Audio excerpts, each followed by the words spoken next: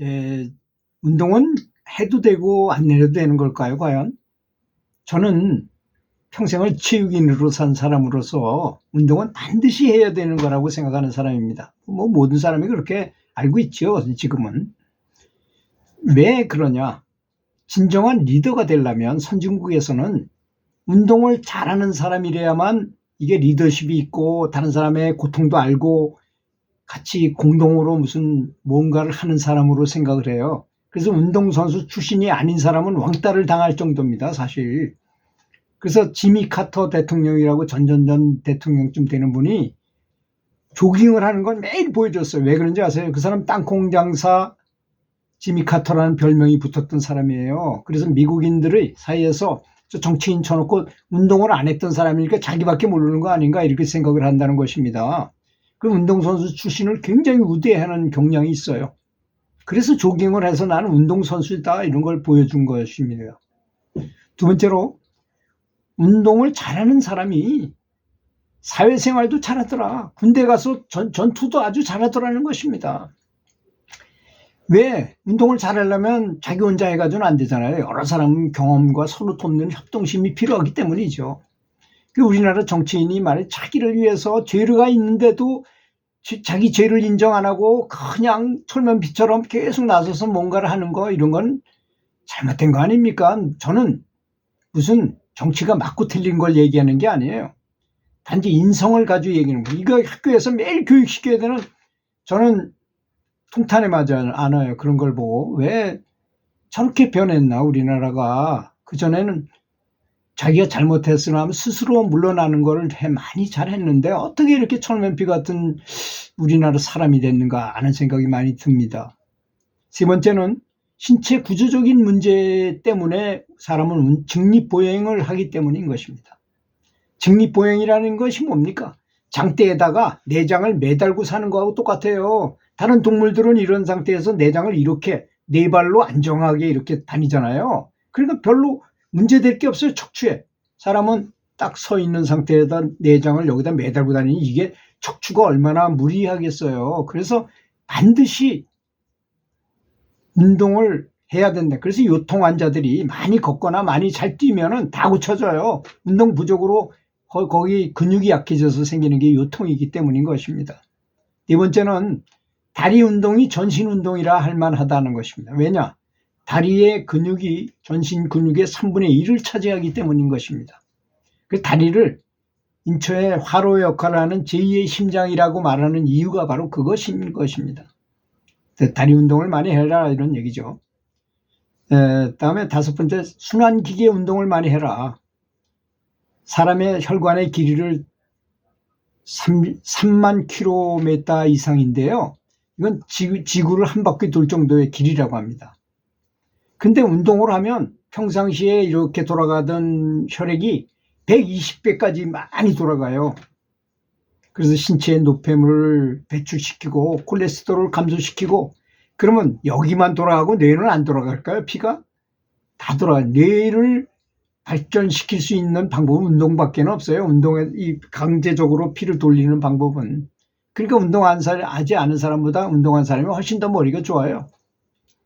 운동은 뇌의 활동을 증진시키고 엔도핀을 분비한다. 그래서 러닝 하이라는 게 있잖아요. 러너스 하이라는 게 있어요. 이게 여자들이 왜 저렇게 미친 여자들처럼 뛰나 하지만 뛰면 엄청난 행복감이 몰려오기 때문인 것입니다. 우울증과 불안감이 감소하고 행복감을 증대시키기 때문인 것입니다. 일곱 번째, 사점을 체험하게 됩니다. 운동하다가 가장 힘들 때가 있잖아요. 그 죽는 점이라고 말해요. 데드 포인트라고 말합니다. 왜?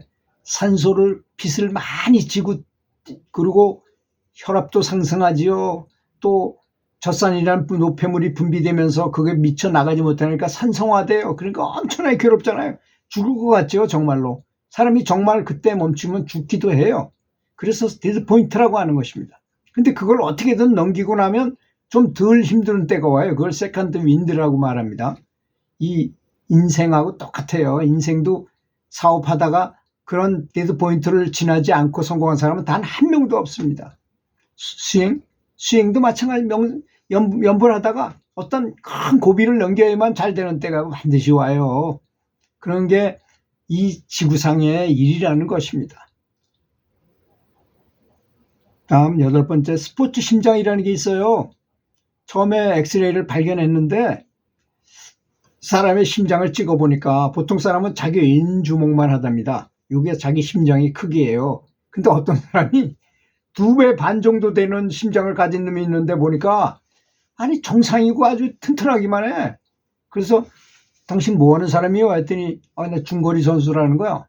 난 복싱 선수 뭐 이런 사람들. 주로 장거리를 많이 하는 사람들이 심장이 크더라는 것입니다. 그래서 운동을 하면 심장이 2배 반까지 커지는구나. 그래서 그걸 스포츠 심장이라고 말합니다. 스포츠 심장이라고 말해요. 그러면 역기를 하거나 중량물을 들거나 그런 사람은 어떻게 변할까요? 그런 사람은 심장이 커지는 게 아니라 두꺼워져. 심장벽이 두꺼워집니다. 하여튼 운동을 하면 심장이 변한다. 그 스포츠 심장이라고 한다는 것입니다. 운동을 하게 되면 근력이 늘어나고 70이 넘어도 80이 넘어도 운동하면 근력이 늘어나요. 지구력도 향상이 되고 평균 수명이 연장되고 고혈압 감소하고 동맥경화, 심장병, 당뇨병, 대장암, 우울증, 불안감, 변비, 치질, 성인병 예방, 그 다음에 체중 조절도 아주 잘 되는 것이죠. 또 운동할 때 햇빛을 많이 받잖아요. 햇빛 중에 비타민 D가 골격을 크게 하는 역할을 해요. 그래서 운동을 시키면 애들이 다리가 길어지고 확실히 체격이 더 좋아져요. 저는 그걸 아주 많이 봤어요. 얘가 이 테니스 선수를 뽑을 때 보면 크고 잘 만한 애들은 다 운동을 안 하는데 그 조그만 애들은 하겠다 해서 걔를 시켰더니 다리가 굉장히 커지고 나중에 보면 보통 사람의 키였을 것 같은데 한 10cm 이상은 더 커요. 15cm, 20cm까지 크는 사람도 있어요. 훨씬 더 크게 되죠. 비타민 D 때문에 그런 것 같습니다. 그 다음에 가장 중요한 내용이 한 가지가 있는데요. 이게 뭐냐면 가능력 체감 법칙이라는 건데요. 늦게 시작하면 이제 예를 들어서 7살에 운동을 시작하면 100%의 운동 기능을 발휘할 수 있다고 하면 9살에 하면 90%로 떨어져요. 90%밖에 못해요. 도저히 안 되는 부분에 이거는 12살에 시작하면 80%밖에 도달할 수 없어요. 15살에 시작하면 70%, 30세 이상에 시작하면 60% 수준밖에는 도달할 수 없다는 것입니다. 그걸 저는 60%의 원리라고 말하는데요. 우리는 다 알고 있어요. 이걸 이렇게 저처럼 구체적으로 얘기하지 않았을 뿐이지 탁구 배우러 가보세요. 탁구 내가 아마추어로 30살 넘은 다음에 열심히 가서 친다 하더라도 탁구 선수 출신들하고 게임을 하면 도저히 게임이 안 돼요. 그래서 선수는 선수들끼리 하고 아마추어는 아마추어들끼리 게임을 한다는 것입니다. 그렇지 않습니까? 그게 바로 가능력 체감 법칙 조기고 이게 중요하다는 것이. 그러면 운동만 그럴까요? 공부도 똑같더라고요. 저는 그런 책을 썼어요. 그런 책을 저렇게 칭기스칸 학습법이라는 저런 책을 썼습니다. 그 내용이 바로 그거예요. 공부하는 애들도 어린 시절에 어머니가 야 공부하면 성공할 수 있고 공부하면 높은 지위에도 올라갈 수 있고 돈도 많이 벌 수 있고 아주 자기 배우자도 좋은 사람을 선택할 수 있다. 그래서 공부를 잘하면 좋다는 거를 세뇌 교육시키듯이 아는 애들은 공부하지 말라래도 공부해요. 걔네들은. 그거부터 해야 된다는 것입니다.